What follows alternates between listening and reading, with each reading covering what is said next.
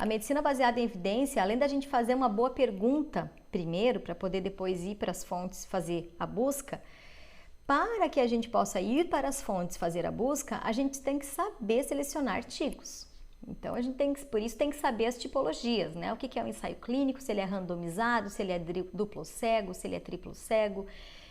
se ele é um estudo de coorte ou transversal, ou seja, aqueles observacionais, se ele já faz a revisão sistemática da literatura ou traz uma meta-análise. Então, isso tudo é muito importante que a gente saiba para poder selecionar o melhor artigo ou a melhor informação para poder responder a nossa pergunta.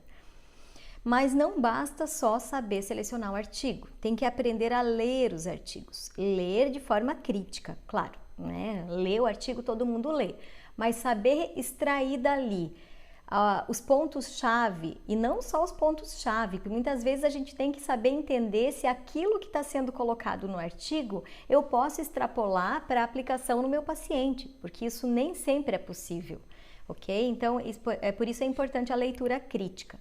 Definir a tipologia do estudo, saber diferenciar a qualidade dos estudos e saber qual é a aplicabilidade dos estudos. Naquele exemplo que eu dei antes, se eu tiver um paciente hipertenso, com diabetes descompensado, com hipotireoidismo e eu quiser selecionar o melhor medicamento para ele para hipertensão arterial,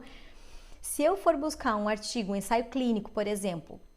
que compara 2 medicamentos para hipertensão, mas que no grupo intervenção e no grupo controle utilizou apenas pacientes sem diabetes mellitus, sem colesterol elevado ou sem hipotireoidismo, enfim, sem outras comorbidades, que é o que geralmente acontece, eu não consigo extrapolar aquela informação ou aplicar aquela informação para o meu paciente, que o meu paciente é diferente daquele paciente que foi selecionado para aquele estudo, certo? Então, a busca de evidências, ele é um processo sistemático,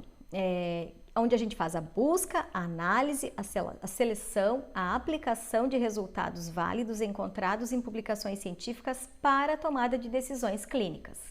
E aí as decisões incluem tanto quantificar os riscos, escolher métodos diagnósticos, porque a gente pode fazer isso para a gente poder